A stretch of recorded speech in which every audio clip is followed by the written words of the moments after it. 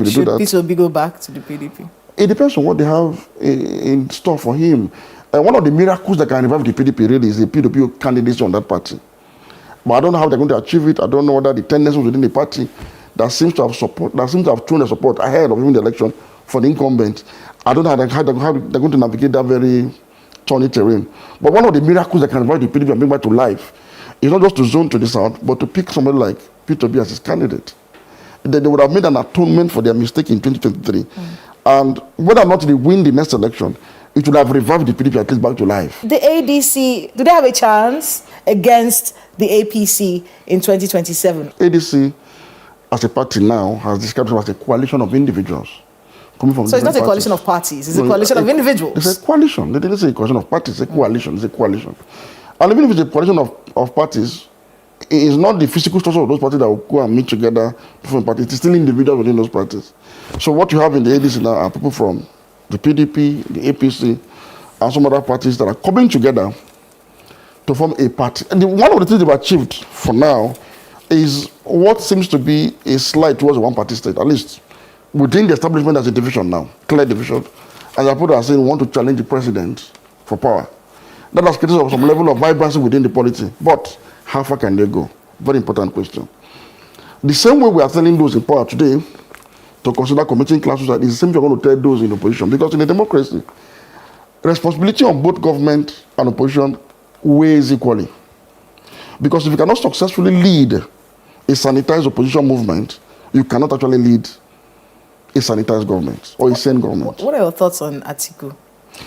For me, because he wants to be president. It is his right constitutionally, but I think that Southern presidency ordinarily should be sacrosanct. And I would have expected that, given what happened in 2023 that destroyed the PDP, and the PDP right now is in intensive care unit, Atiku Abubakar and any other northerner who feels strongly that the president is not doing well should by now be filing behind a southern replacement for the president. There's rumors that the PDP is going to zone its presidency to the south. And that is one of the things that might resuscitate the dead PDP, because it would be a miracle. In all of the politics and the hula baloo and the up and downs and the endorsements of the president and the coalitions, Mr. Fubara, not former, Governor Fubara, let's just leave it at Governor Fubara, kind of slipped through the cracks. Because the last we heard, there was a reconciliation that had happened with Minister Wike. Yes. We were all very excited. Oh, that means he's going to come. But when is he coming back? When is this 6 months going to be over? We don't have the details of the settlement agreement between himself and his estranged godfather. So nobody can really say, even though there are speculations that if he continues to comply with the terms of agreement between when it was actually agreed upon and when the current military, should I say, administrator in Rivers, clock 6 months, probably he might return after the first 6 months. But again, nobody is really sure of what was quoted in the settlement agreement. Again, the lesson to be drawn from this for Rivers people, if you want to avert this kind of happenings in your state, do what other states have done in the past to put an end to godfatherism. Anything other than that, we cannot really say that a product of godfatherism was elected by the people because monies were deployed to procure victory for such a person. And now that you spoke about monies, we'll be ending on that particular topic. The Unexplained Wealth Bill, I think you've heard about this, it's been pending. The EFCC chair just brought it to our minds again recently. Yes. It's been pending since the 9th Assembly. What's the holdup? What's holding the legs? Maybe those that are supposed to pass the bill can't explain their own wealth. Why?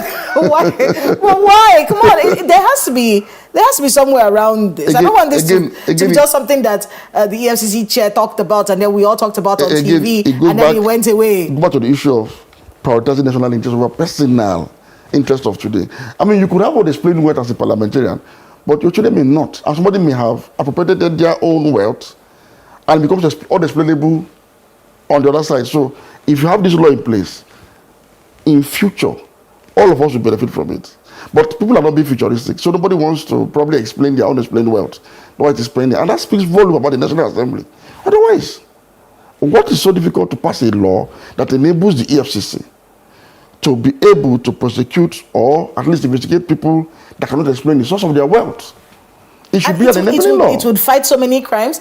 fraud, kidnapping, armed terrorism, armed robbery, all kinds of crimes. So the fact that the National Assembly is dilly-dallying over this matter itself is indicative of the characters that congregate in the National Assembly. And it's an indictment on the most important arm of our democracy, which is the legislative arm of government. Is Peter Obi a saint? As far as Nigeria's politics and leadership is concerned, is Peter Obi a saint? This question is a very important question that all of us Nigerians must answer. If not, Nigeria is gone. Nigeria is not gone yet, though. Nigeria is still in the ICU. All of the hardship and the problems that we see, they are just still symptoms of a Nigeria that is in intensive care. And if we do not answer this question to show that we truly understand what is required to lead Nigeria, then Nigeria will finally be gone and dead and buried. And you and I will be worse for it. So it is extremely important that we answer this question. Is Peter Obi a saint? As we move towards 2027, if we are able to answer this question correctly, then we have a chance to save Nigeria so that your life and my life can be better. As far as leadership is concerned, as far as politics is concerned, and that is the context in which we are looking, is Peter Obi a saint? Let's not look at it from the context of religion. We are not trying to say, okay, who will make heaven or who will not make heaven? Who is a saint or who is a sinner? That's not what we're trying to do now. Besides, who is a saint and who is a sinner? A saint is somebody who has not committed any sin. So, in the context of religion, you define a saint by somebody or as somebody who has not committed a sin. Now, somebody can be a perfect Christian and still be a terrible leader. Somebody can be a perfect father and be a terrible leader. Somebody can be a perfect husband and be a terrible father. So context is very, very important. If we're going to truly answer this question, which we must, if not, Nigeria is gone as we move on towards 2027. In the context of leadership, in the context of politics in Nigeria, is Peter Obi a saint? Now, to answer definitively, remember I promised you that by the end of this video, it will be crystal clear in the minds of haters or lovers of Peter Obi whether or not Peter Obi is a saint. Context. If there is no sin, there can be no sinner. True or false? Every saint has a past. Every sinner has a future. True or false? So, in the context of leadership, in the context of politics in Nigeria, what are the sins that leaders and politicians commit? That is what we will now use to determine whether Peter Obi is a saint or not. And when we do that, it will now be clear why it is absolutely important for us to determine this question as we move towards 2027. What are the sins that our leaders, our politicians commit as politicians? Not as husbands, not as wives, not as mothers or fathers, not as businessmen, not as religious people, but as leaders. What are the sins? Number one, looting. Our leaders in Nigeria, in Africa, are plagued with the problem of looting. Not problem, the sin. Because it is a decision you make to loot. That is the number one sin, looting. Number two, corruption. Using your office, public office, to commandeer public funds into private pockets. Corruption. Number three, impunity. Ruling by law and avoiding the rule of law. Impunity. Let's just use these three contexts. If there is any other context you feel we should use, let me know. In fact, let's add a fourth one. Cost of governance. That is a sin. When you have leaders that waste government funds on unnecessary sectors, it's a sin. Because when they do that, the people suffer. Now, based on all of these sins, you have leaders also who, through laws, pension laws, they convert what is supposed to be meant to take care of the public to take care of themselves. These are the political and leadership sins. Please remind me of any, because right now, these are the ones I can just remember.